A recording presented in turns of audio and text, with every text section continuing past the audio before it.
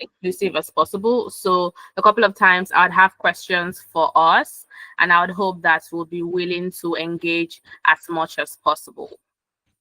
So if this is your first time with us, I'm going to, let me share my slide right now. Okay.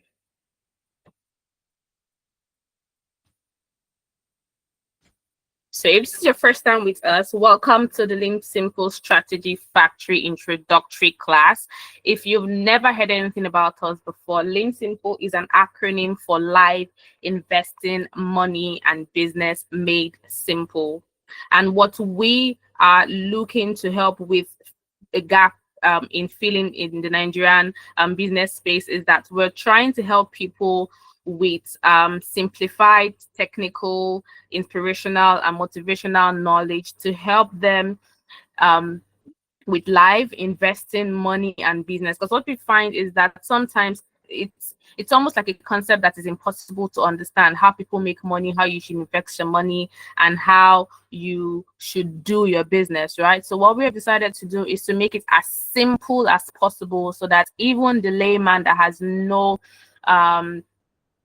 certification understands exactly how to structure his small business in a way that he can make the most profit out of it. And so in that vein, we have successfully worked with a couple of clients, and then we have thought to make a whole strategy factory that would help businesses, thrive. So if you're joining us for the first time, the strategy factory is focused on helping entrepreneurs, business owners, seasoned professionals to make decisions with foresight and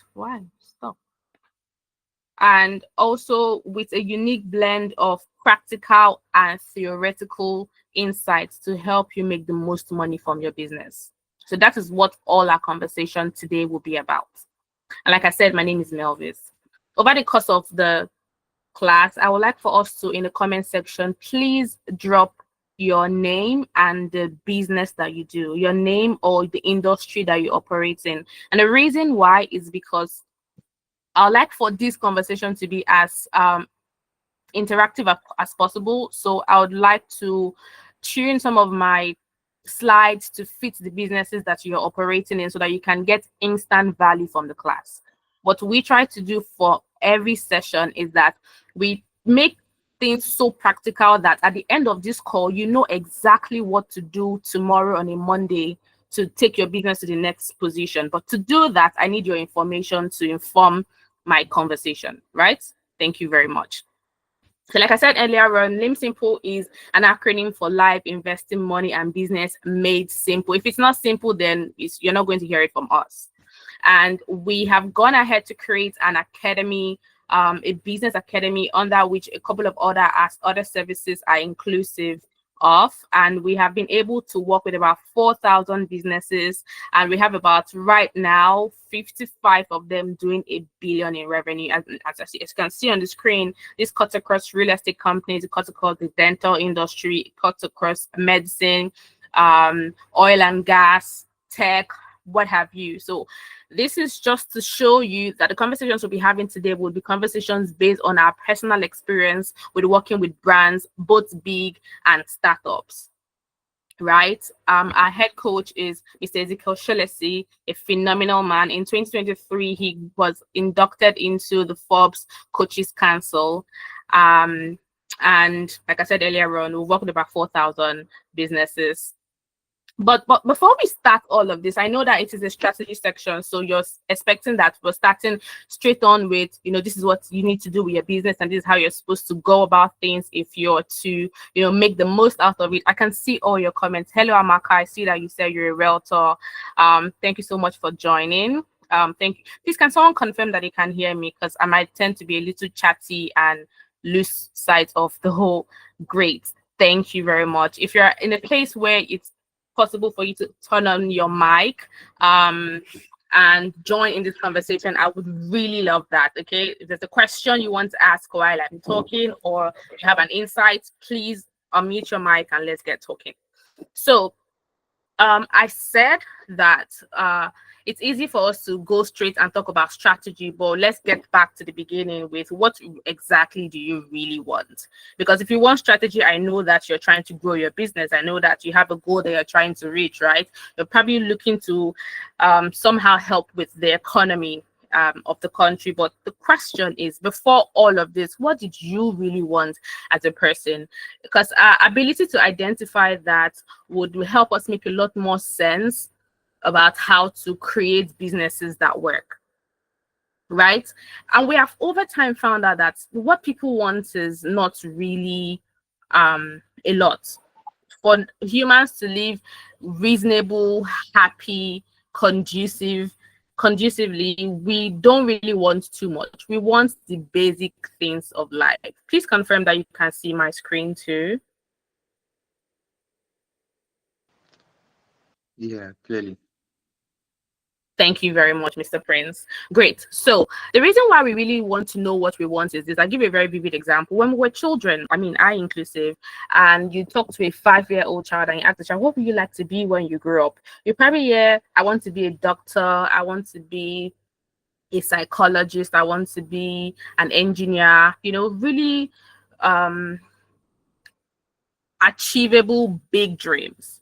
And you find out that over time this child goes through secondary school, maybe not the best of, is possible, and goes through university, and you hear, I was offered biotechnology, or I was offered chemistry, so that's why I did not become a doctor. What I'm trying to say is that sometimes what we want, we find out that we don't get what we want, and we settle for what we think is attainable. And over time, that sometimes robs off us on what we really want to be. And then life compounds and the vicissitude of life happens and we are just lost. If you even ask a man that just finished university and thinks he wants his dream car, he'd probably tell you, I probably want something like a G-Wagon. And you tell him, okay, if you go through school and you serve and you go through the civil service, you work hard, you're going to be able to afford that car, right? Exactly. That's what is possible. But the truth is, as he goes down the line, he finds out that maybe the price of the G-Wagon is just out of my reach, and I'm just going to settle down for a Toyota because the point of the car is to move from point A to point B. However, if we look at life based on how things can possibly be based on the inputs that we put, what humans really want from life is probably not more than what we have on my screen. And the first thing I have on my screen is because we want financial freedom and the ability to contribute to society. You want to be able to have a bad day right now and say, I think I want to take a flight to Abuja and just stay in a ranch. Some people want enough money to be able to go into the grocery store and buy anything and not look at the price tag and be comfortable because they can pay without flinching. Some people want to be able to give back to society. Some people want to fund NGOs. Some people have really noble causes for why they want to make money. Beautiful. Some people want to make money because they want good health, and good health, I tell you, is very expensive. So if you're trying to get in the gym, that's a membership about 50,000 naira plus. If you're trying to eat really healthy, we're looking about, if you're single, we're looking about say 200 to 300,000 naira monthly grocery shopping. You want to have an HMO for your health. I mean, now this is compounding if you have children too. That's good reason why people want to make money for good health, for the ability to fly their children outside the country, their wives outside the country if they want to give birth, for the ability to perform really huge surgical operations outside the country because maybe we don't have the best right here. That's another reason why people want to make money. Some people want to build assets. Some people want to have houses. If, for instance, you're staying in a rented apartment, the landlord that has your house is making a lot of money from you. Why? Because he built that asset, or he inherited that asset, from someone that thought it's right, that's what they wanted to do for themselves. Some people want to make money because they want to retire in style and live lavish, or just comfortable enough to enjoy life, right? And if for others it could be because they want good quality education. And this one for me is what I think is really the icing on the cake, because you find that at the end of the day, sometimes in life, it's almost as important the people you meet as the places that you meet them. So if, for instance, the children in the country right now that are taking JAM or that took WAEC, all of them, probably wrote the same, I think they write the same exams for WAEC, but what really identifies sometimes as the exception would be the schools that they wrote these exams in. Because if you have a child that wrote in some Montessori private school somewhere on the island and one that wrote somewhere in, say, Badagry, the same exams, what would actually affect the quality of these results and the people involved and the children involved would be the quality of the people that they attended school with, or the quality of the teachers that they were taught by. This would influence who these children become over the course of their life. And that influence sometimes is even more important, right, for them, because if 10, 15 years down the line, your classmate ends up being the, governor of something, because of the access to funds that you were raised with, it just automatically places that child on some different pedestal with life, right? So some people want to have enough money to give their children the best education so that they can be in the spaces that would benefit them later on in life.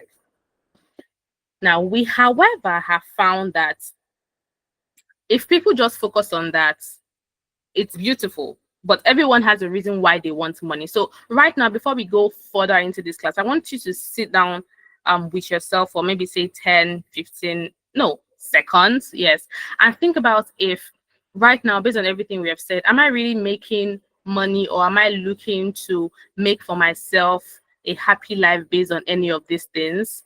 Or are we just focused on the money? Because as much as money is good, maybe just maybe money isn't all of it. Now, while we are in our thoughts, I'd agree that everyone in this room is an entrepreneur. And this is regardless of if you think that you're an entrepreneur or you do not think you're an entrepreneur. I'd put it to you that you're an entrepreneur. And even if you're working for a company, you're employed, you are still an entrepreneur. I'll tell you why. It's because an employee is an entrepreneur with just one client. Right? Please, can anyone confirm that they can hear me?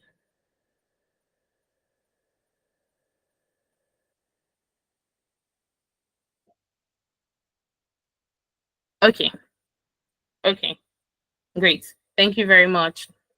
Yes, we All can right. hear Thank you. you. Okay. So an employee is an entrepreneur with just one client, and a business owner is an entrepreneur with many clients. So I'll try to explain this in the simplest form. You that is being employed, your client right now is your boss. Because the moment your boss sends you a letter or a mail saying your services are no longer needed, you end up without a job. That means you're not servicing anybody, you're not servicing any company, so you don't have a job. While the business owner, it's easy for you to think, well, I own the business, so I am the boss, is actually an entrepreneur to many clients. And your clientele goes in both ways. You are responsible for the salaries that are being paid to your staff, which means that technically, as much as you employed them, they employed you to pay them. So the moment you're unable to pay them as an entrepreneur, you are defaulting. You're not really supposed to still be in business. And on the flip side, when you look at it as you delivering services, it means that you're also delivering services to clients, right? And this could be product service or it could be a service-based business. But you are servicing so many clients outside your business while still having to service your staff that you pay money also as clients too. Is that explanatory? Because I want us to see it from the three different angles that it is. Please, I can see that your hands are raised up, Mr. Pedro. Kindly unmute your mic. I'd like to talk to you.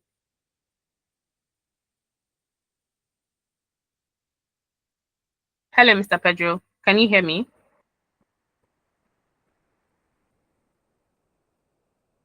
I can hear you. Okay. So I see that you raised your hand. Was it accidental? It was accidental. Okay. All right. That's fine. Thank you very much. You're welcome. Okay. So having gotten that concept, let us now move on to the actual module for the class. Because the reason why we did this to explain that is because it's easy for people to think, oh, if I'm being employed by somebody, then maybe this session is not for me, or maybe I do not need to attend the strategy factory.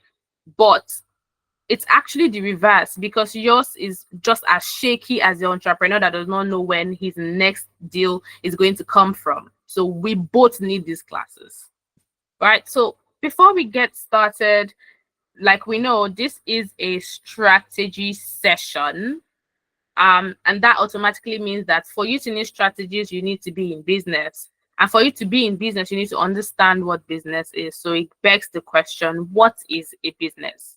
And it is at this junction that I'm going to stop talking and ask everyone willing to please let me know what they think a business means for them.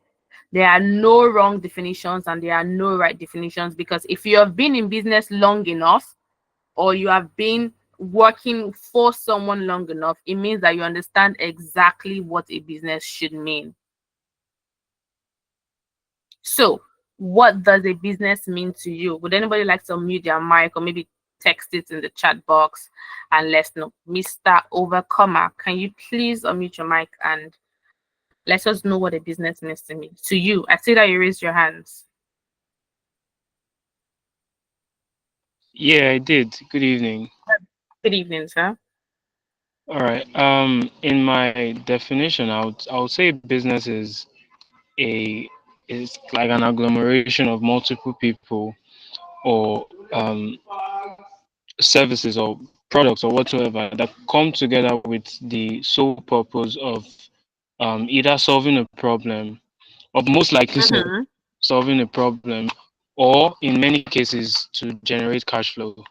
That's how I see it. Okay.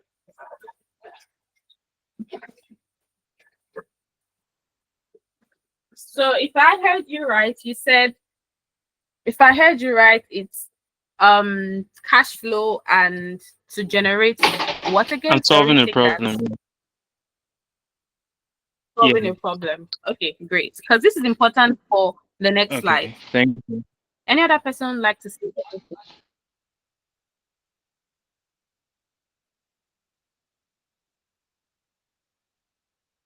Oh, I can see some definitions in the comments, so I'm just going to go read them.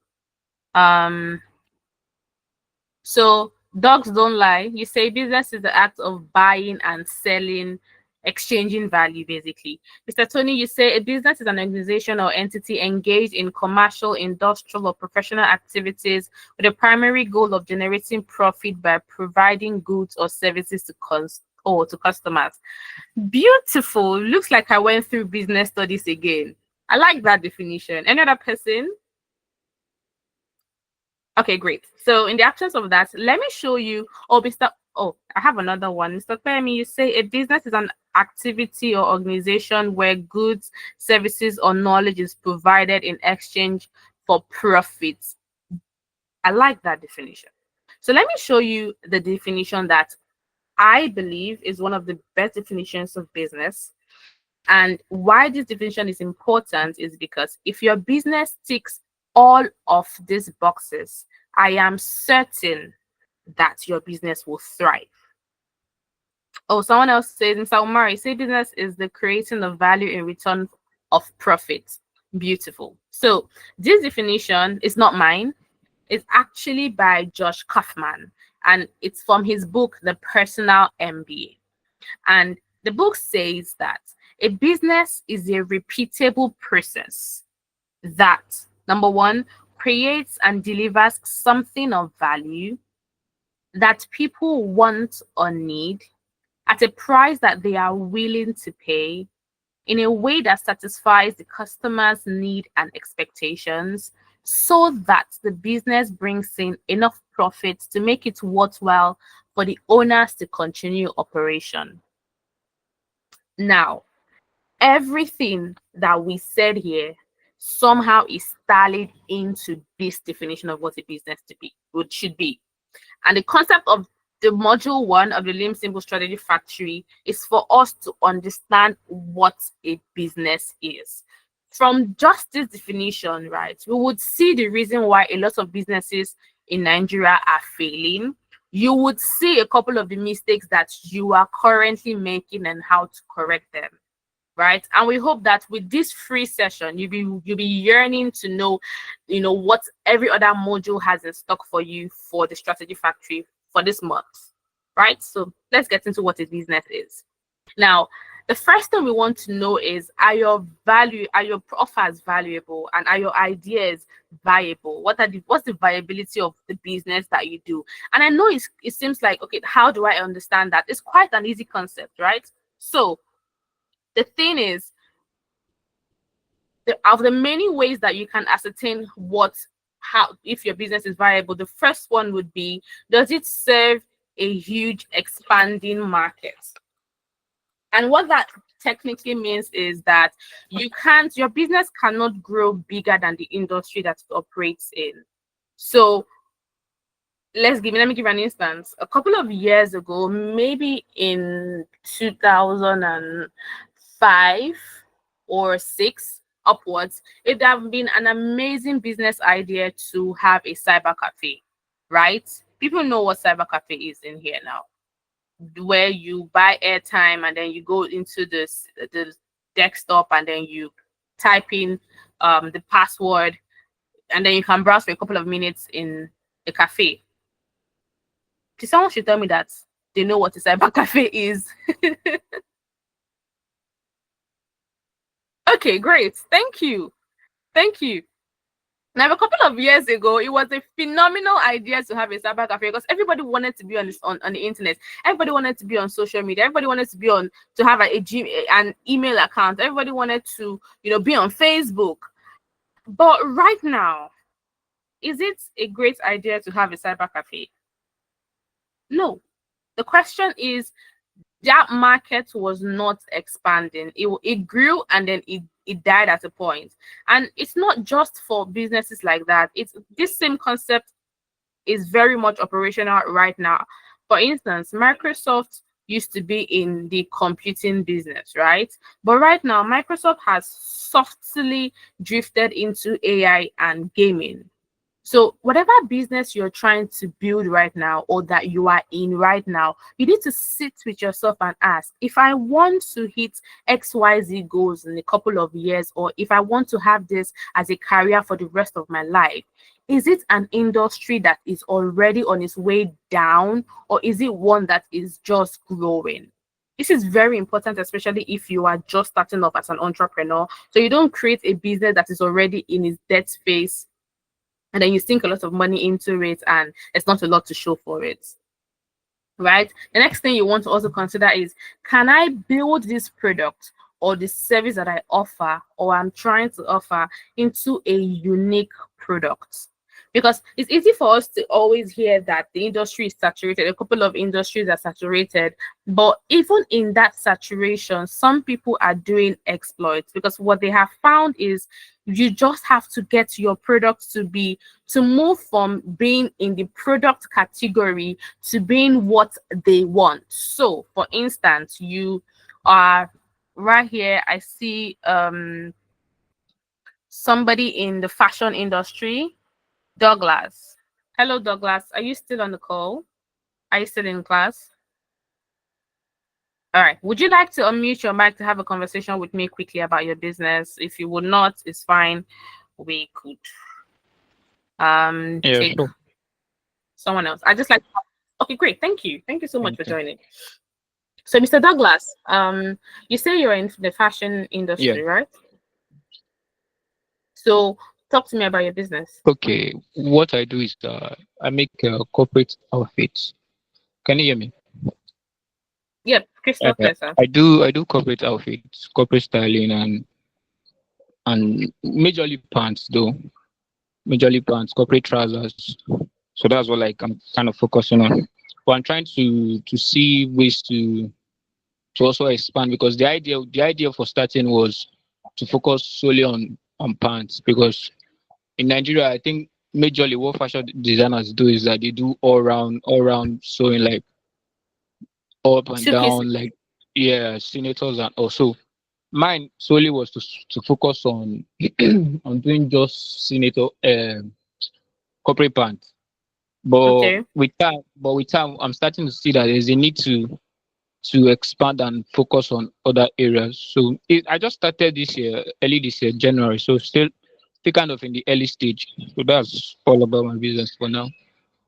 Oh, okay, great. If there's anything that I liked is the fact that you already have tried to create a niche for yourself in the space, Yeah.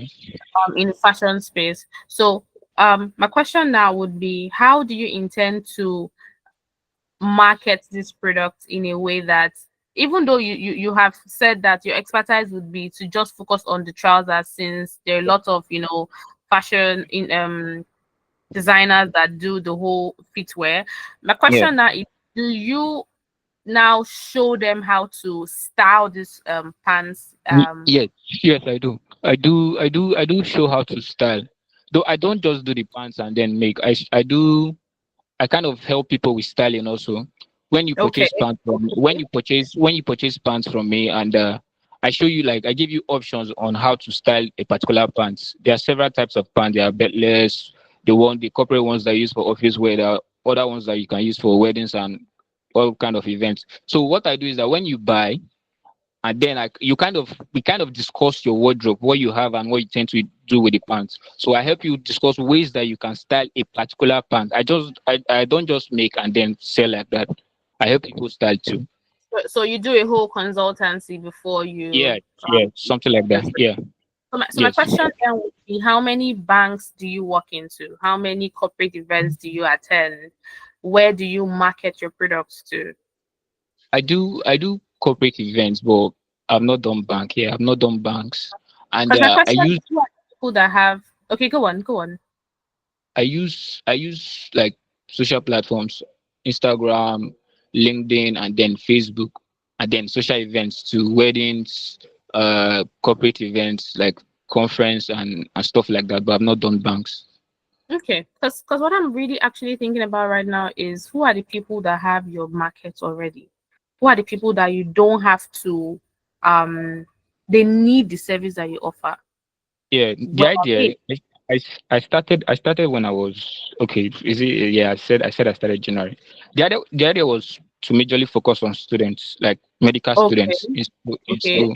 So it was something that was better out of like okay, trying to, because getting pants in general was difficult in school, because you try to, what you do is that you get materials and you give to tailors to make for you, and sometimes usually it's not up to standard. So the idea was to make something that would save the medical school in my school.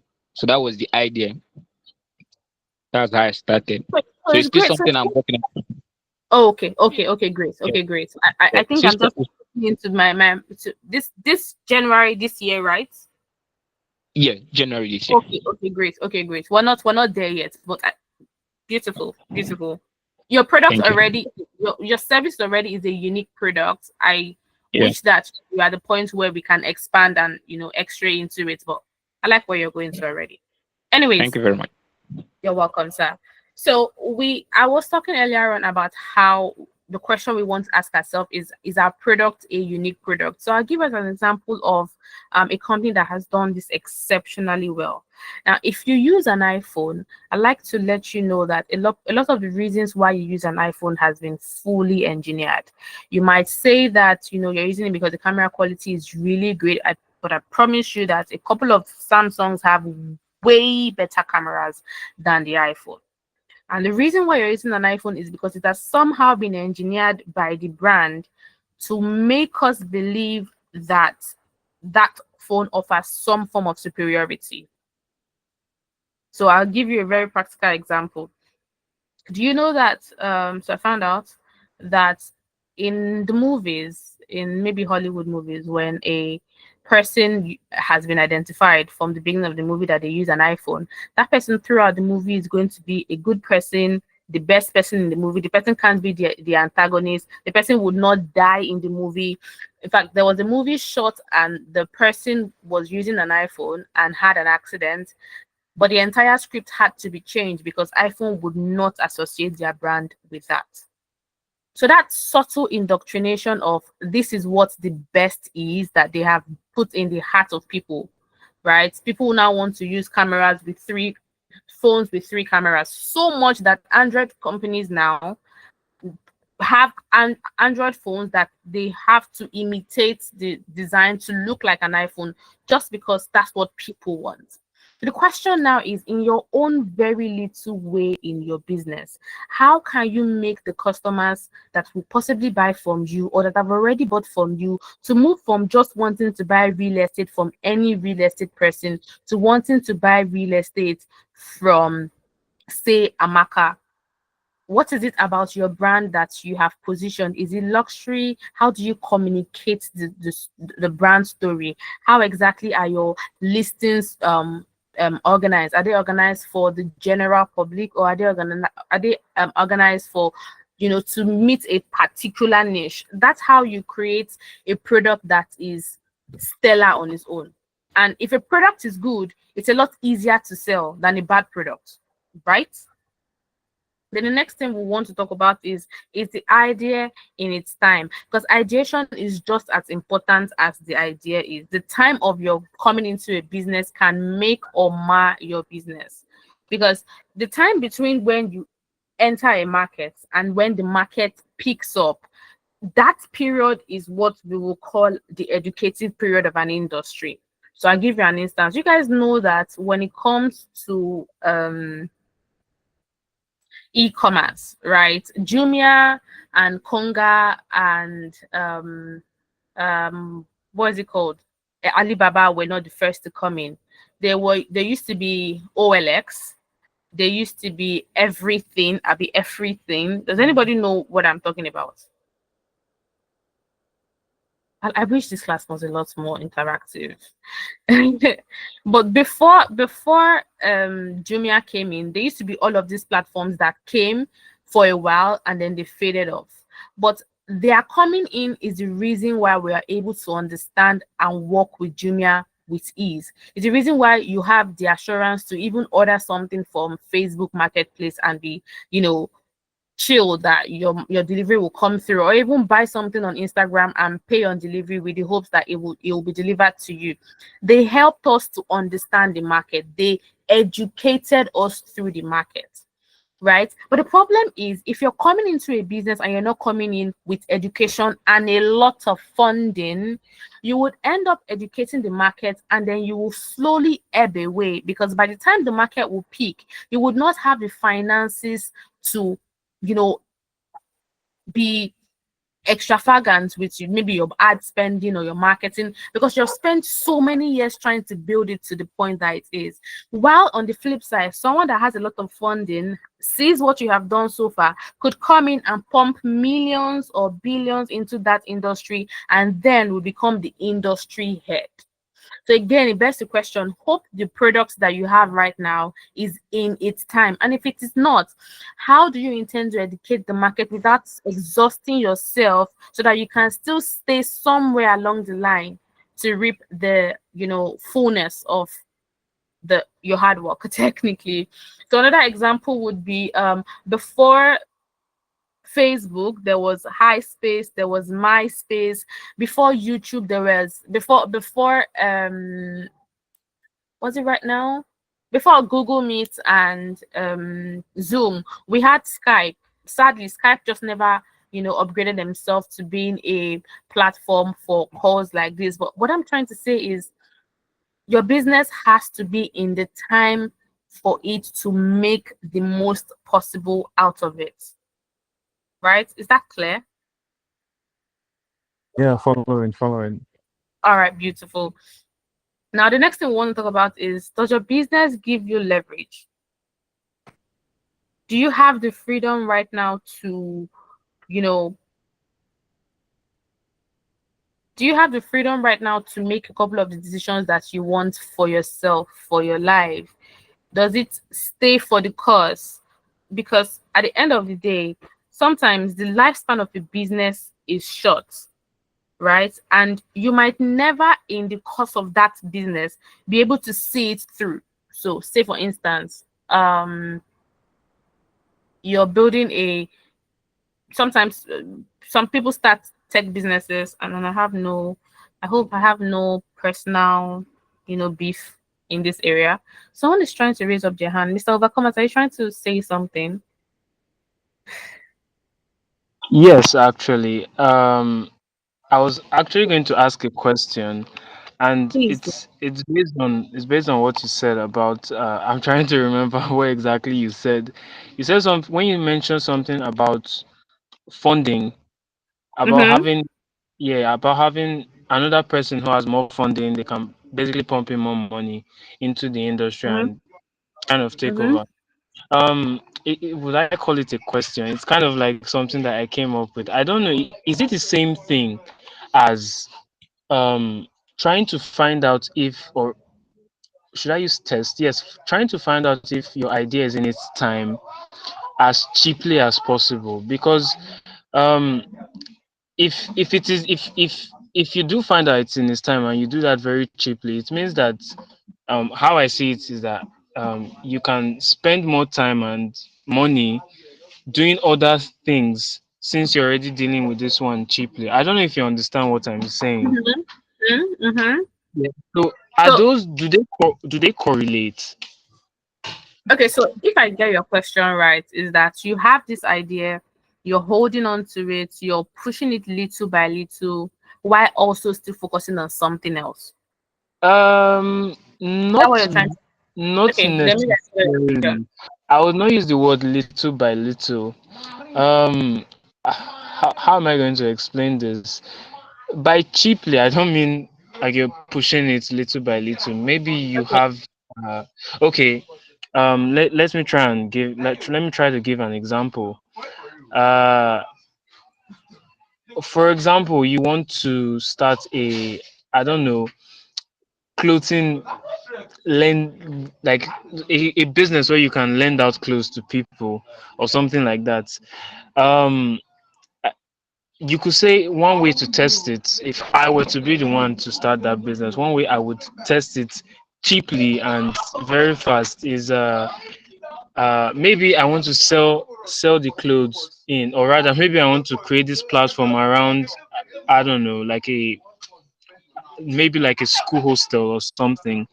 So do you Okay. understand me? So Sure, sure, sure. Well, you okay. might want to start with marketing in the school hostel. Yeah, yeah. So what I think that might be a cheap way to test it is uh maybe you could, because you don't even know if people want to lend out their clothes, you understand? So, and you're creating a platform where people can come in and kind So of, I think I understand you. So the okay, easiest thing to do is to do a market survey, right? I have identified a problem. Good. Do people actually need the solution to this problem? Because again, what we're trying to do here is to define what business is, right? It is yes, like I said, number two, what people that other people want or need. So before you even get to the point where you are trying to develop the strategy, this is my service now. When you go out to do your stuff, because a lot of businesses are stuck in their head, or business owners, especially those trying to ideate, right, are stuck in their head. yes, They don't actually yes, go into the field to look and say, oh, is this actually something that we need? Is this a demand that is necessary? Just a need that is necessary. How many people are in demand of this thing? Am I able to satisfy it? And even if I'm not, that means it is something that is necessary and is a business that could thrive, right? So before you even get to that point, you should stop at number two is at, do they really need this thing, or am I just going to be putting in money right now and I will get nothing out of it? yes,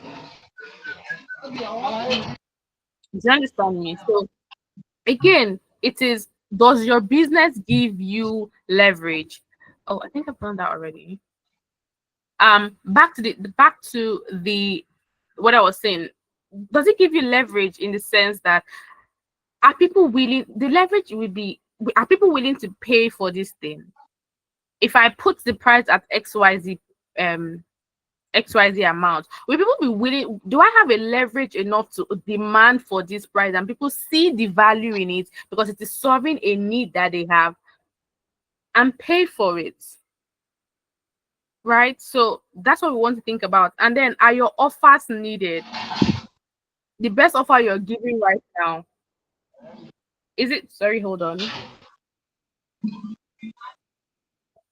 Is your product what people want right now? Because if your offers are not needed, then you're not going to be in business. You'd have your whole shelf stocked up. Nobody's trying to buy anything from you. You are probably in a service provider, and nobody sees the need to offer to take your services because nobody wants it, right? But at the end of the day, people buy things based on a couple of things. And what we want to look at now on this slide is how willing are your customers to pay for your services? Of the things that humans need, right? All of these things are compulsory. And a lot of us in business, if you check this list properly, your business somehow is satisfying one of the following needs. So let me show you that pricing is a concept, right? The idea of how much a service worth is just literally a concept that is made up by humans. If, for instance, right now I am very hungry and I have 2,000 naira to buy lunch and I am on the island, I would definitely find a place where I would see food for 2,000 naira. What am I going to buy? Rice. Maybe 400, maybe 300, a couple of proteins, and 2,000 naira is just enough, right? But if I have 10,000 naira, I can still buy lunch in on the island. I might probably just walk into Chicken Republic or the place and buy a couple of food, right? If you still have 50,000 naira, you could walk into a buffet at a hotel and have quite a couple of plates. If you have 200,000 naira, you could have very fine dining somewhere in Cappadocia, right? The concept is everything you're buying is food. What changes it is maybe the location of the place you buy the food, the people that cook the food, the way they cook the food, the nutritional value of the food. But at the end of the day, as businesses, we somehow interface in one of these categories. Are you as a business servicing those in the upper echelon? Are you as a business servicing the middle class people? Are your product services that cover, middle class Nigerians, if there's anything like that? Because I personally believe that right now in Nigeria, you're either upwardly rich or you're downwardly poor. You just have to find a way somewhere. But the goal is, as business owners, we want to identify what people we are servicing. And when you're able to identify who you're servicing, you know how to properly align your marketing to those particular people to increase the likelihood of you closing a sales on them. So my question now is, if you're a realtor in the house, right, can you please unmute your mic? Let's have a quick conversation. If you do not mind, Amaka, are you online? Please talk to me if you're online.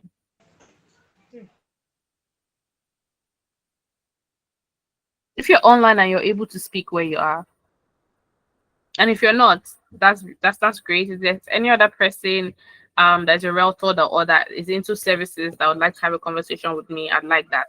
But in the absence of any, oh, someone is trying to unmute their mic. Hello. Okay, I'm assuming that's an error. Can you hear me? Are you trying to join the conversation? Okay, I'm just going to mute your mic. All right. So I was saying earlier on, the question is, do you know what people you're targeting and how to get to them? because that would help you narrow down how to market your product. It would help you with your brand communication. Are you positioned as a luxury brand? So what's your social media page looking like? Is your content positioned to attract luxury clients? If you're a realtor and you have gone through your page and you see, oh, a couple of my followings or a couple of my followers are people that probably are within the financial range that they're able to afford maybe properties within 5 million to 10 million naira. Are your products now aligned to that bracket? And if you're a service-based business, are you trying to get people that are looking for service providers within your niche? You have to identify how willing you have to identify your customers, and then with that you'll be able to identify how willing they are to pay for your service. Then the second thing is that based on where your business will fall into in this category, you'd realize that people pay a different amount based on what the need is, right? The basic need that every human wants is a place to stay, clothes to wear, food to eat, the ability to reproduce and enjoy some form of intimacy. Those are the basic needs that humans have. They are the psychological needs that keep people put together. And then humans still have a safety need. So you could be right here in the service business where you offer security, you offer services around health or real estate or resources. That's another type of need that people have. So the question now is, if your business somewhere falls within this category, you have to understand how important that service is. And sometimes, oh, that's totally fine, Amaka. That's okay. So that helps you identify where your business falls into. I think we need to rush up already. So the next question is, how satisfied do you leave your clients? What I have found so many times is that a lot of businesses fail not because of the lack of new clients. It fails because of the lack of investing in the old clients that we already have. So this takes me back to, what is your customer relation process like? What is your customer retention process like? How do you communicate to your businesses? Sorry, to the businesses that work with you, to your clients? Do you do follow-up calls on them, or does the sales start and stop there? Do you have a great relationship with your customers enough for them to refer people to you? Because at the Strategy Factory, one thing we teach is that there are 11 different marketing channels that businesses can use to try to grow their business, right? And one of them, we have a whole module dedicated to just referrals, because right there sometimes is what could make or mar your business. Because I mean, think of it, how many times have you walked into a supermarket or into an establishment to buy something or to get a service done, and you swore to yourself there and then, and you said, I am never ever going to return here? Probably never even said this to the business owner or to the front desk person, but you know within your heart that you're never ever going to patronize that business. And guess what? It doesn't stop with you. If you know anyone that wants to patronize that business, you'll be the first person to dismay them, to say, no, don't go there. They are XYZ there. They are really, really terrible at that. And guess what? You have automatically stopped business for that other person. Imagine how many other businesses have had bad experiences, either from you, the CEO, sometimes, or from your staff, and how many other people they have dissuaded from patronizing your business. So one thing you want to constantly do is leave your customer happy, enough for them to sing your praises. Before you joined, before I came on talking, you noticed that there were a couple of testimonial videos from people that have attended Strategy Factory, right? That's exactly what we're talking about. You have to leave them at the point where they are ready to preach and praise your product, praise your service. There is where your money sometimes lie. So again, is how profitable is your business? And to be fair, when we talk about profits, we're not just talking about the money that you're making immediately, right? We're talking about the time that it takes you sometimes to make money, because a lot of times, oh, okay, I think I have we have a comment somewhere. Let me see. Okay. I mean, I totally understand and I agree with you, Mr. Overcomers. And I think that sometimes that could just be the little line that makes businesses not actually grow to their full potential, right? The how badly behaved. You know how normalized this is in Nigeria, right? That I saw a comment somewhere where we said that someone said you're going to buy amala. Is someone trying to say something? Hello? Yeah, I can hear you. Okay. Okay, great. So I don't know if someone has seen this post on Instagram where they said that if you're going to buy amala and the person that's selling the amala is not rude, is not saucy, that amala cannot be sweet. Yes, yes. It's I think I've heard of that.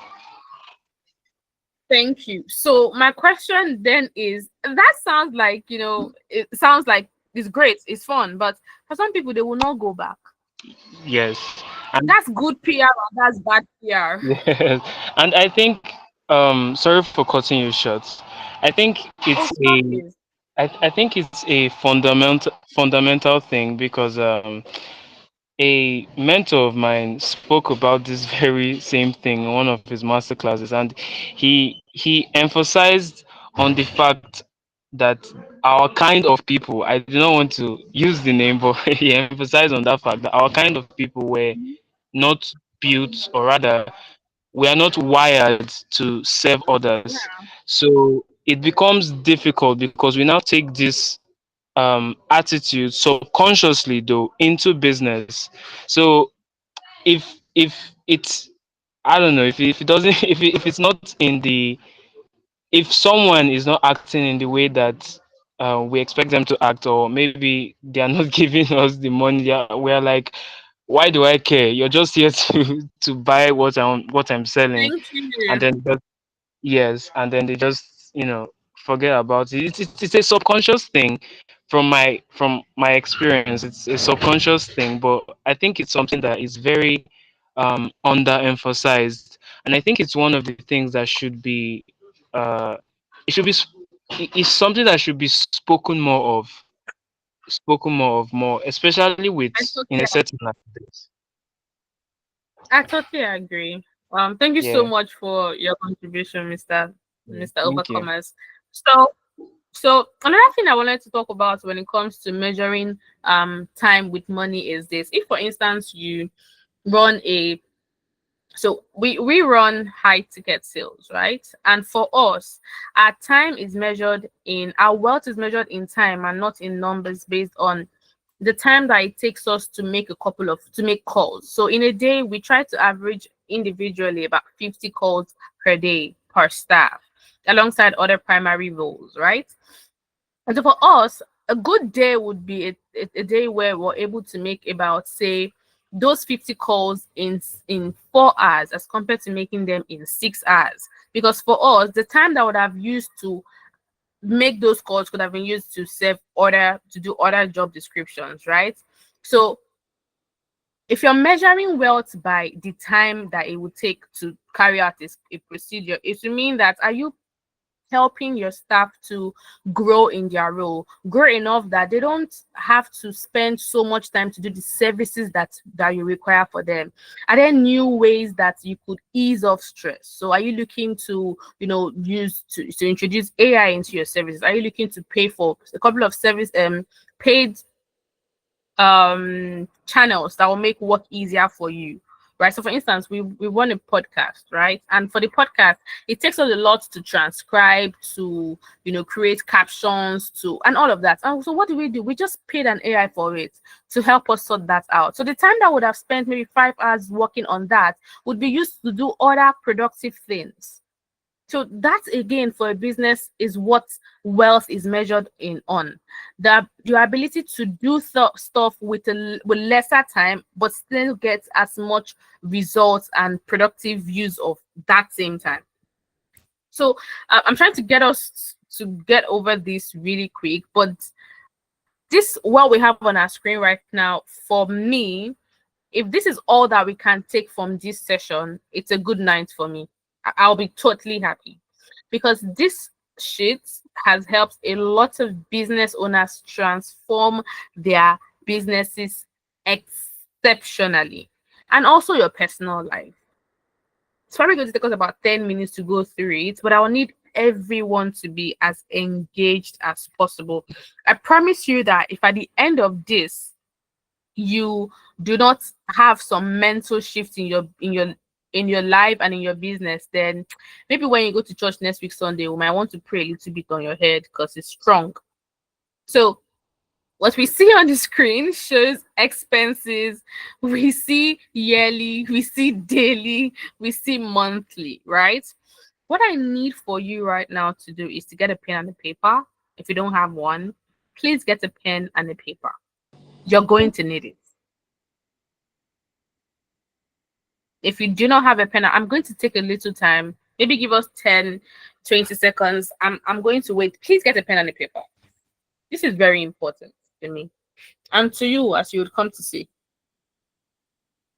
Or if you don't want to use a pen and a paper, a calculator and your notes on your phone is fine. So your rent, I need you to think about how much you pay every year and multiply that and divide that by 12.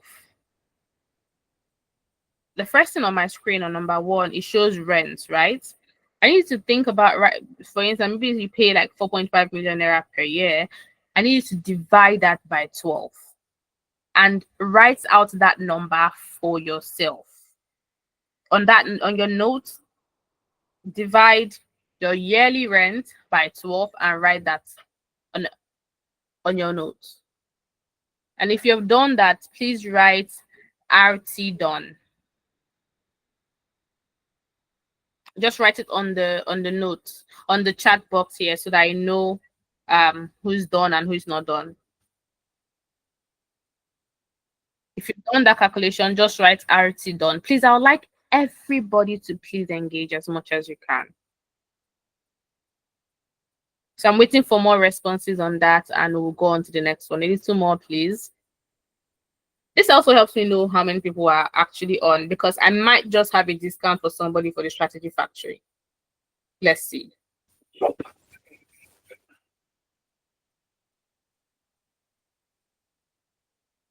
Okay, so if you've done that, let's now move on to transportation. So transportation here would be your transport budget.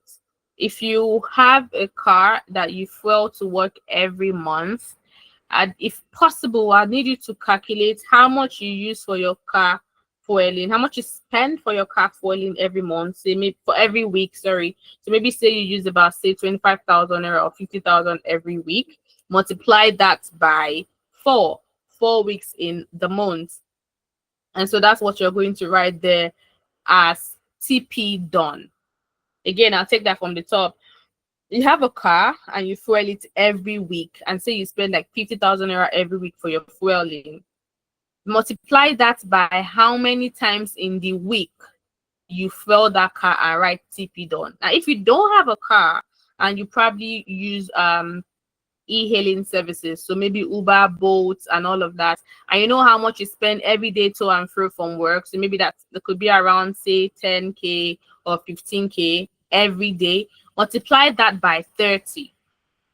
If you also don't use a ride and you take buses, and you can multiply how much you spend to and fro from work or anywhere that you go to every day, and multiply that by 30 days, and then write TP done.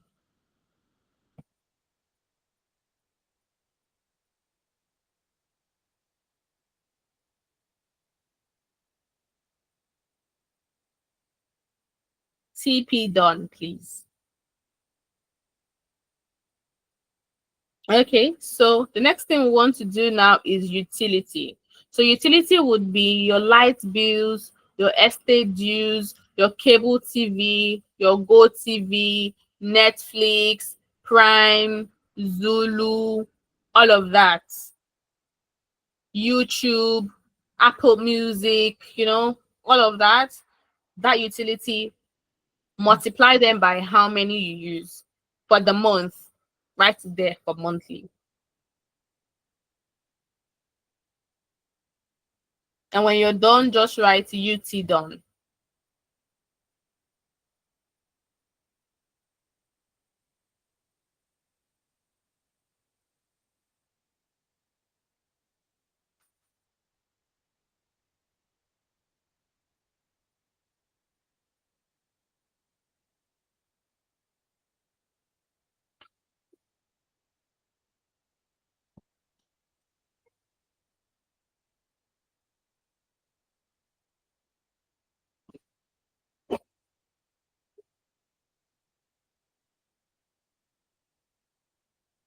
Okay, so the next thing that we have now will be feeding costs.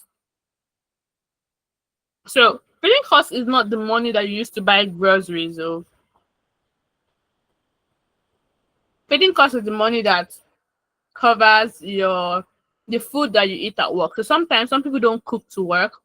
They buy food at work. They order takeout to the office, or they buy food from, the restaurant close to them. That money that you use for feeding yourself, aside from your grocery money, right? Put that in. If you have children or you have a wife, calculate that into for yourself. So that's feeding costs.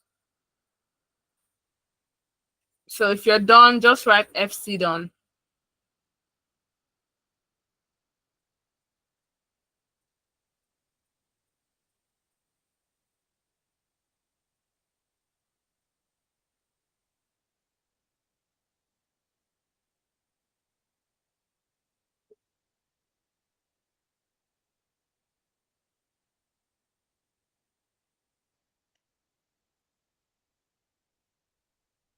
Okay, great. So now let's do groceries. Now groceries, in my opinion, is sometimes the most expensive. So everything from your for your home upkeep, things for the house, food stuff, toiletries, everything. The full stretch. Yam, gari, fruits, vegetables, eggs, beans. Calculate somehow. That's quite difficult, but speculate how much you would spend if you're single. I mean, that's just for yourself. If you've got a family, couple of children, write that. And then someone's trying to raise their hand. Can you please unmute your mic? So please write that how much you think you spend monthly. When you're done, just write GC done. Is someone trying to say something?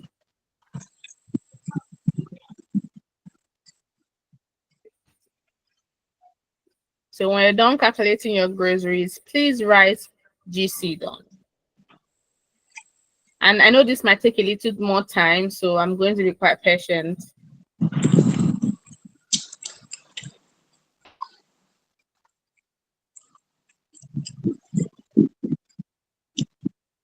So GC done when you're done, please.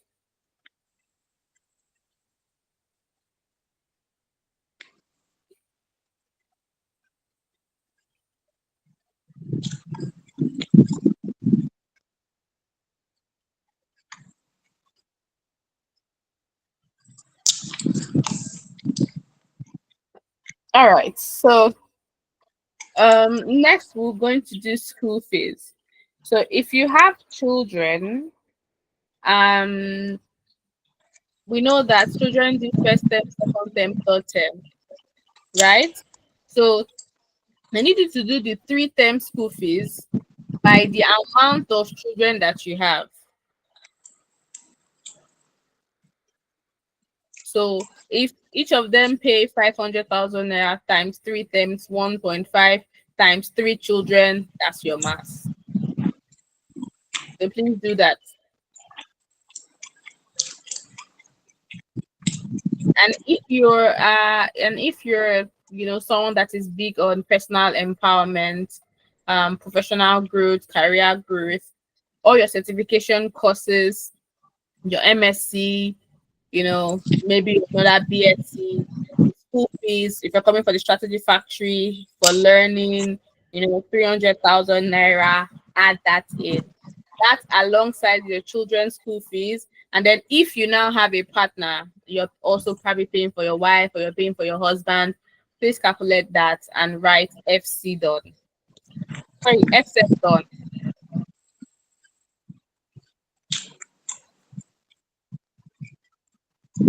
Stay with me on this. I promise you, you're going to find out why this is very important.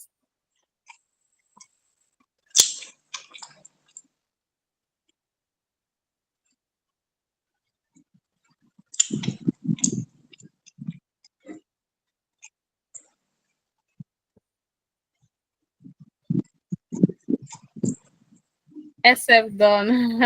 I see you, Mr. Overcomer. Please take your time. I'm going to be very patient for this.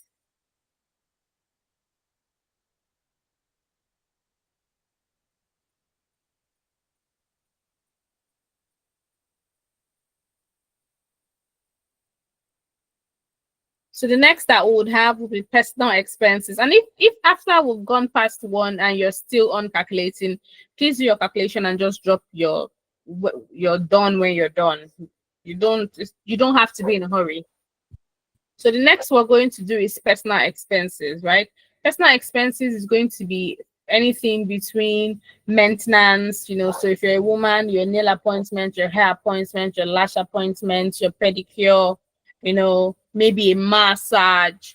Those are personal expenses. Skincare, what have you. If you're a man, it could be your hair care, it could be hanging out with the boys, it could be, anywhere from that. So I need you to calculate how much you think you spend approximately on that monthly on a good month and write that in. And write PE done.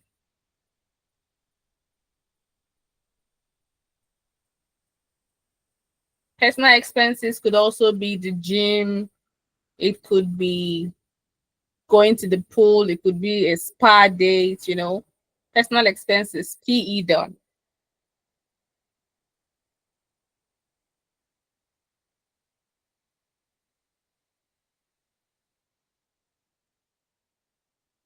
Okay, great. So what we're going to do next is childcare expense. Now, childcare expense is anything aside from what you spend for your child's school fees. So clothes for your child, gifting for your child, anything else that you do for your child minus the money that you pay for your school fees, all of that by the number of the children that you have every month. So if you do say 50,000 naira for each child, multiply that by your 3 children for the month. And then if you want to take that a little higher, multiply that by 12 months. So please take your time to do the math and write CE done.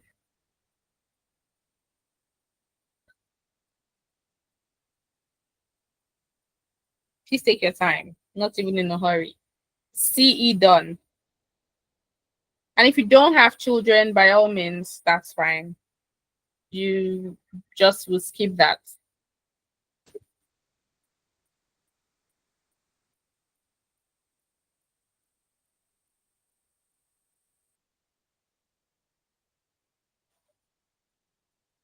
CE done. I see one. Hello, Lamira Trend. Yeah. CE done. I know this one will take a little bit of a time, so take your time.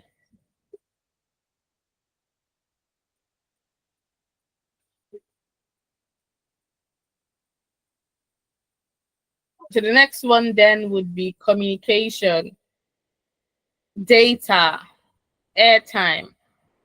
See, this is one hidden charge that I think a lot of us do not account for, especially with how exorbitant service providers now charge for, data and airtime. So if you can, please calculate how much you spend every month on data. You can, try to approximate it. It's quite difficult. 115 there, 15,000 there, 119.5 there. So please, if you have a MiFi, even better for you. If you use Starlinks, beautiful. I wonder how you're using it during the rain though. But communication, how much do you spend on that? please, do write CM done when you're done.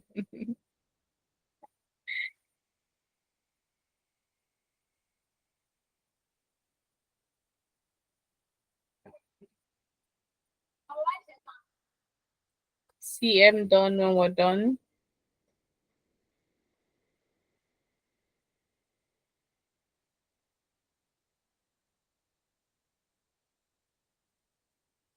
Okay, next we're going to do giving.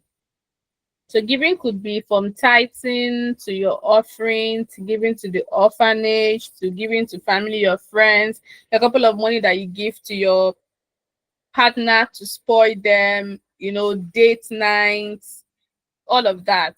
Gifting, maybe gifting for your children too. If you're done with that, write GV done.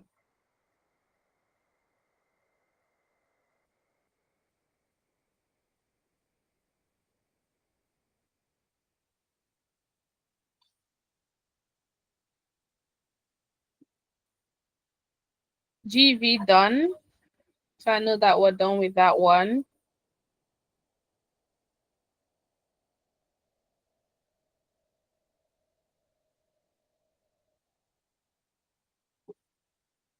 Okay. Now, if there's any expense so far that you know that you do that I have not said, that is not on this list, please write that expense there and calculate how much you spend per month for it. It might be something that I have not listed that you spend money on. Please just write that there. Just write it out. Write the number out. And when you're done, just write done.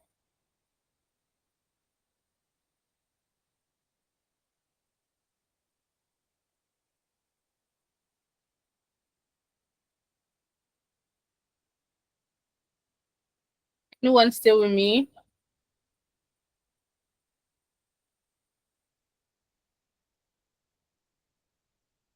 Okay. More done, more done, more done.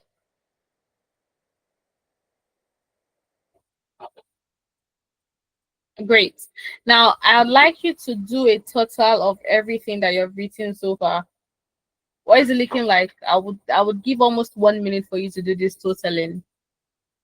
The number that you have seen so far. If you've been writing it out on your notepad or on your phone or on a paper, how much do you have so far?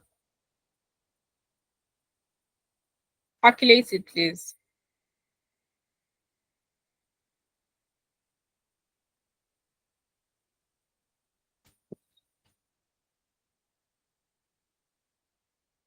When you're done calculating, please just let me know done.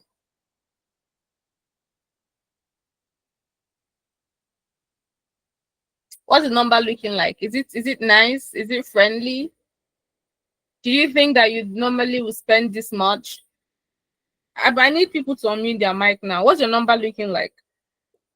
Is it friendly? Are you alarmed? Some people do this and they are wondering how they've been surviving, how they are not broke. You said we should unmute our mic, right? Yes, please. Yeah. Some of us, we are afraid of calculating the whole amount. We are afraid because if we finish calculating it, we don't know how we manage to even spend that. It's a major problem. It's a major problem, right? Great. So the reason why I wanted us to do this from the beginning, thank you so much, sir, is because I wanted us to actually see in the books what we're doing with our money and what our numbers are looking like. But this is not actually where this stops. This is not even why we want you to see this. Remember that I said from the beginning that an entrepreneur is a person with a lot of clients. And an employee is somebody with just one client, which is his boss, right? Now, the reason why we took this class is for this.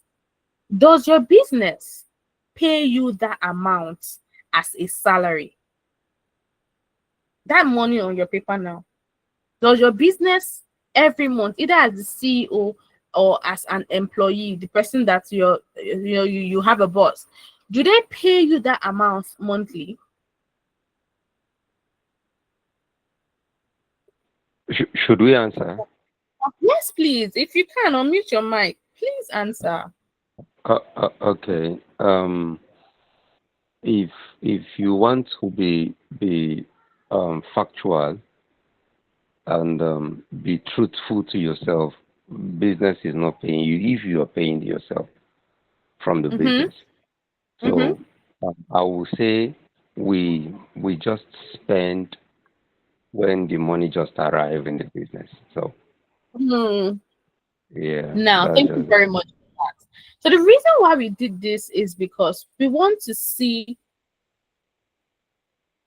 again, go back to the definition of what a business should be. Remember that we said that a business should be one that the business brings in enough profits to make it worthwhile for the owners to continue operations, right?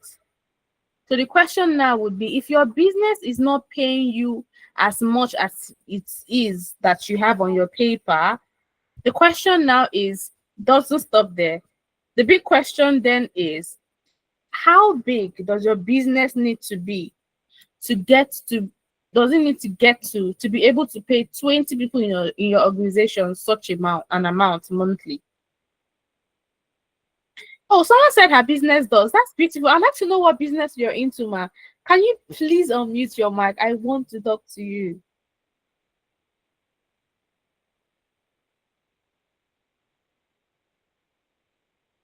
Me too. I want to learn from her too. I want to learn from her. Good evening, ma. Hi, good evening. Thank you so much. Would you be kind to talk to me about your business, ma? What do you do?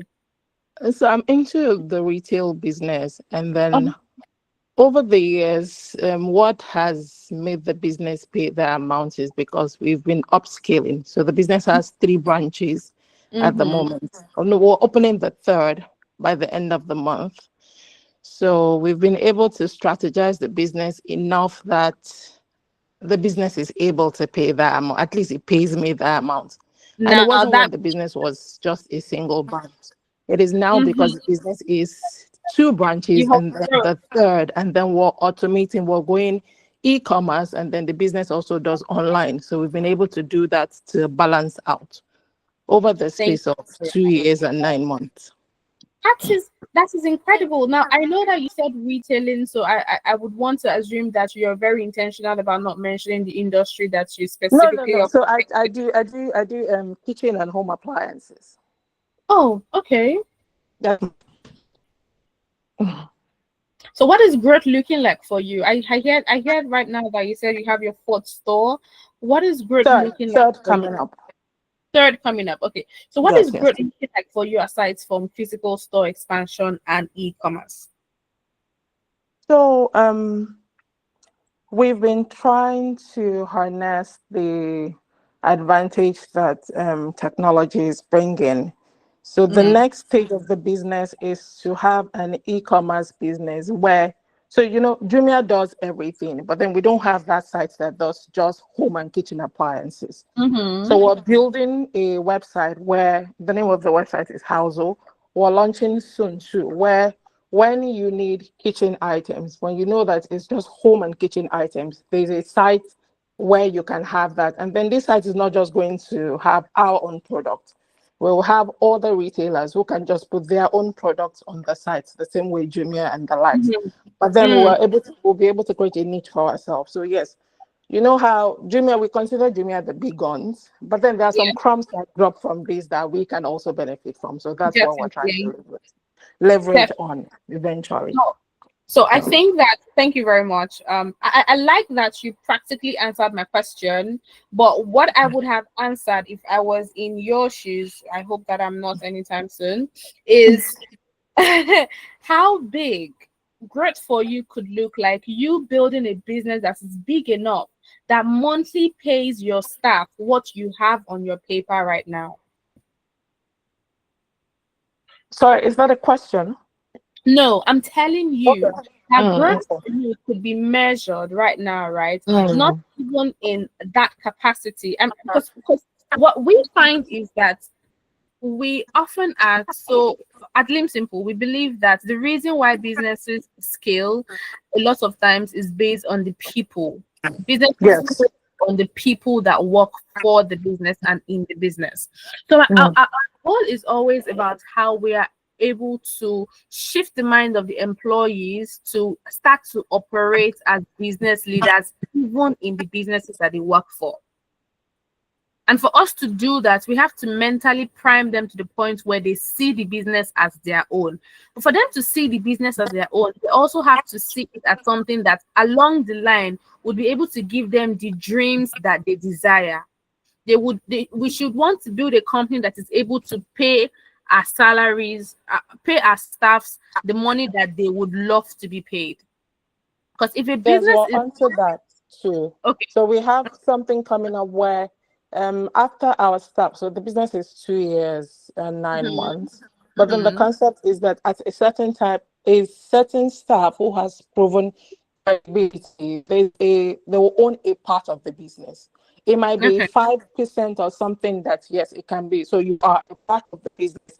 It is your business. So whatever effort you're putting into it, something goes to you from this business. So you're not just coming to get salaries and go.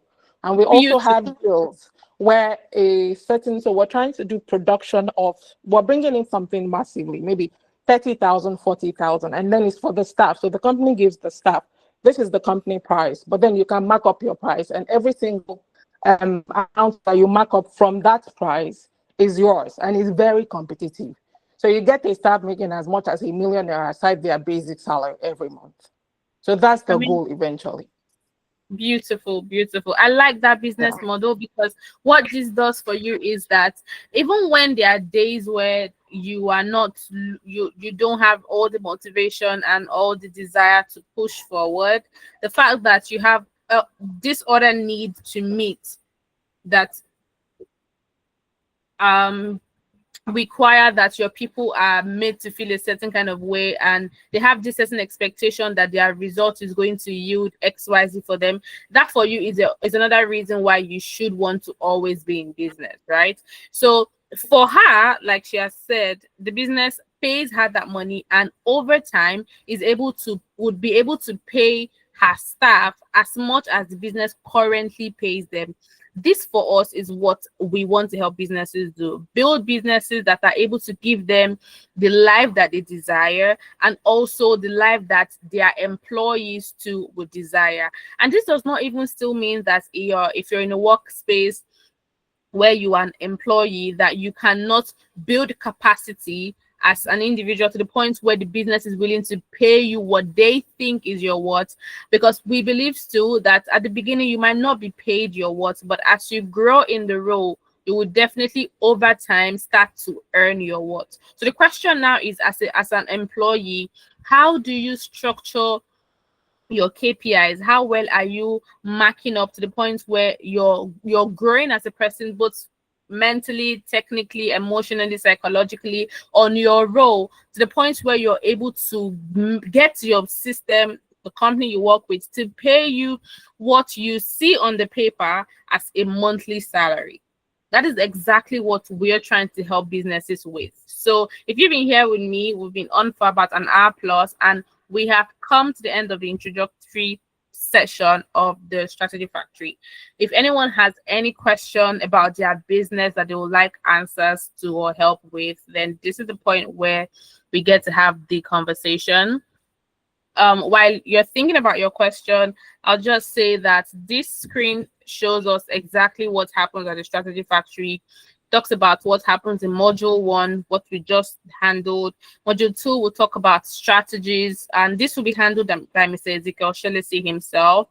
We'll be talking about what we define strategy as, how to reduce sales and competency dependency, how to identify strategies that are working, how to improve your people, processes, and control, how to deal with high network individuals, how to market your business. So we're going to talk about 11 marketing channel, how to create viable business networking, the act of selling, and then you'd also have a personalized consultation session with one of our in-house consultants. So these are just like pictures from previous participants that have attended. And the Strategy Factory is charged at 300,000 naira, and it holds every month at a hotel and suite. So if you're interested in attending, I could give you access to a discount right here if you are on this call. If you're on this class, you could just drop your name and your number and someone will reach out to you. Her name is Adeyinka, and just when she reaches out to you, she would let you know that she's reaching out because you have gotten access to a discounted entry to the Strategy Factory.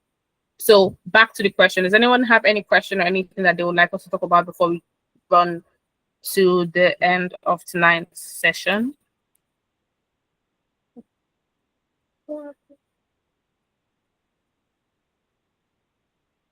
So, all right, thank you so much, Mr. Felix. She'll definitely reach out to you first thing tomorrow morning, sir.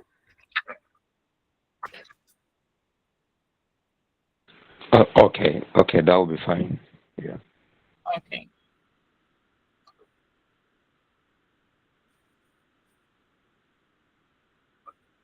So, any question, or is anyone, interested in attending? So, access the discount. Please just write your number, like I said earlier on. Yeah. Okay. What I just wanted to say something. You just hanged our mind just a little. I was thinking you would touch a little on how we can grow our business to start paying some other workers that same amount we have on our paper. I think that area is where I have some interest. Talk with your business. Okay. What do you do? Okay, I'm into trainings and we do other IT services like sales and repairs too. Repairs of IT materials. Yeah, IT item like network, projector screen, and laptops too. We also sell them. Okay, you also sell. Are you in Lagos? Yeah. No, we are in Abuja. Okay. How long have you been in business? 3 years now. 3 years. So, Yeah. do you have a physical store? Yeah, we have an office in Wuse, very close to Wuse Market. Okay.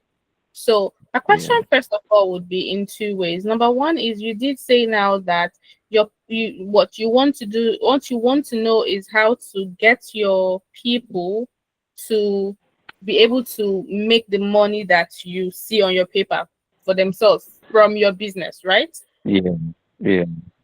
For the business, So the question now is how big are you planning to grow your business? Okay. The thing is, that's one of the reasons I want to join the classes. Okay. Okay. We want to grow the business in such a way that more people can have access to the sales aspect, the items, and we supply to them. Then the training aspect, we train on basic application programs and some other like AI model and other applications. So we want to have ways that we can reach out to more people and for more people to have access towards. So these are some of the plans we have for the business. Okay, so these are the few I know for now. Okay. Yeah. The first thing I would like you to go back right now and think about, and then when she reaches out to you tomorrow, the executive in charge of the Strategy Factory, I'd like you to start your conversation with her on this. Now, question would be, what marketing channels are you currently exploring in Abuja to hit this target that you have? Because it sounds to me like you know exactly what you want to do. But the question now is, where are your customers right now? Who has them already? And how can we penetrate that industry? So how many marketing channels, I'd like you to probably go through this, you know, over the night. How many marketing channels right now does your business currently explore? And how many marketing channels more can you better use to hit that target? Okay. So that's where I Okay. would like to start this conversation with the executive in charge tomorrow, because I need to end this class right now. This class was supposed to be scheduled for just 1 hour, but I'd like us to continue this conversation tomorrow. Is that fine, sir? Okay, that's fine. No issues. Thank you That's very fine. much. Thank you very much. You're welcome. Thank you Sir. very much. We You're welcome. appreciate it. So in the absence of any other question, I'd like to say thank you so much for joining. It's an absolute pleasure to have you. If you'd like to have a recorded version of this sent to you, kindly text the numbers on your screen right now. The numbers displaying there, the 0909,000 and she would, you know, send you a recorded version of this class. Again, thank you so much for your time and have a swell Monday. The number is not showing. The number is not showing here. Oh, okay. Let me call it. Yeah. It is 090. My screen is still very much present. Let me type it in Okay, this. call it. 090 9000 9000 9000 8887. 8887. Yes, the name is Adeyinka. Ah.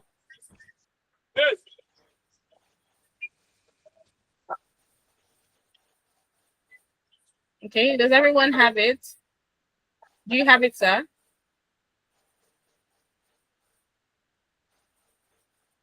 Zero 8883. All right. Thank you so much again, everyone, for your time. I appreciate you. Have a nice evening and a swell week tomorrow. Hello, Ma. I see that you raised your hand. Would you like to say something before we go?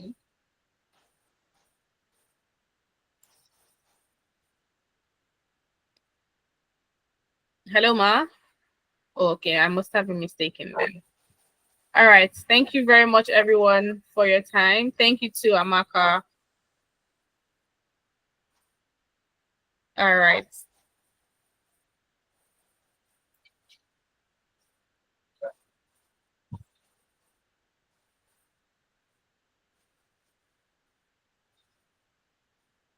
I think someone's hand is raised. Yeah, it's me. Hi. Good evening. Good evening, Ma. Yeah, thank you so much for the class. Though I had network issues at a point. Oh. Okay, so you talked about a discount. I didn't get that part at all. So is Okay, there a discount you're offering? Yes, I'm offering a discount. So I dropped a number on the chat box, but I could call it out for you again. Or better yet, just drop your number. The executive in charge will call you tomorrow and offer you a 10% discount. So you could take the class at 270 instead of 300,000 naira. Okay, fine. All right, Thank please you. can you drop the number so that she can just reach out to you and offer you the discount? Because I have a couple of discounts sprinkled for the week, so that someone has you know. actually been. Sorry, Ma. Okay, actually, someone has been chatting me up. Yeah, someone called me already and follow up and all that. Yes. Okay. All right. So just drop your number so that you know, based off on this session now that you already attended, you can just access the discount immediately. What's your name, ma'am? Oh, okay. She's here. Yinka, please go on. I want to know My her name is name. Esther So, Williams. okay. Esther. Yes. Okay. No problem. I'll call you if you are up for it tonight. We can speak tonight, first thing in the morning tomorrow. Yeah, tomorrow will be preferred. All right, that works. All right. Thank you very much, everyone. Hello, Mrs. Folashade. Would you like to attend the Strategy Factory for this month? I would like to actually have a conversation with you about your business. Or did she just leave? Hi, I'm so sorry. No, I didn't leave. Sorry, my kids came Oh, to it's disturb fine. me. Yes, I'd love to attend. You'd But I'm love in to Abuja attend. at the moment, so I'm not Oh, sure when I'll. Yes. I know I'll be coming to would Lagos sometime next. So next I week. know I would attend The Strategy next Factory month. so this one is on the 30th of May. The 30th of May, the last Friday in the month of May. Any chance to go back in Lagos by then? No, I won't. I'm launching the new store 1st of July, so I won't be. But then I know 1st of June. Sorry. So I know that I'm Oh, supposed to be in Lagos on the 14th or thereabouts. But I'll reach okay. out personally, and then I'll probably discuss how maybe I'll connect with the next class. Okay. I mean, you'd reach out personal. I totally, and I'm saying this from experience, right? So many times I intend to pay for a service, but then I forget about the service over a while because the vicissitude of life just happens. But I would have preferred if someone reached out to me to remind me later and say, "Oh, you wanted to opt in for this class, but you've not made an informed decision. Do I have anything to help you with decision making? Would you like for us to do that for you?" There's no problem. That's not. But I don't forget things like this because these were an important part of growing my business. So I usually don't forget. There's a part of my itinerary to do these trainings at least 2 times, 3 times a year, and I've not Okay. had any this year. So, but I'll drop my number so that I can Oh, be able. beautiful. Yinka, please, can you take down the number? I'll drop it now. All Okay. right, thank you so much. Definitely. I'm Appreciate getting all the numbers.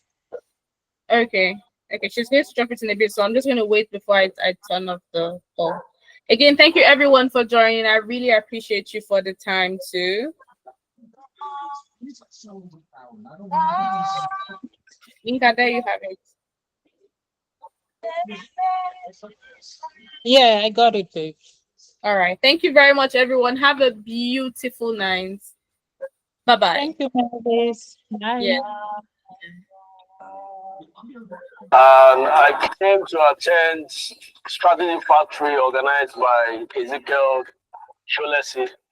And I want to say that it is really mind-blowing because I've learned new things from the strategy section. And I want to encourage everyone that are into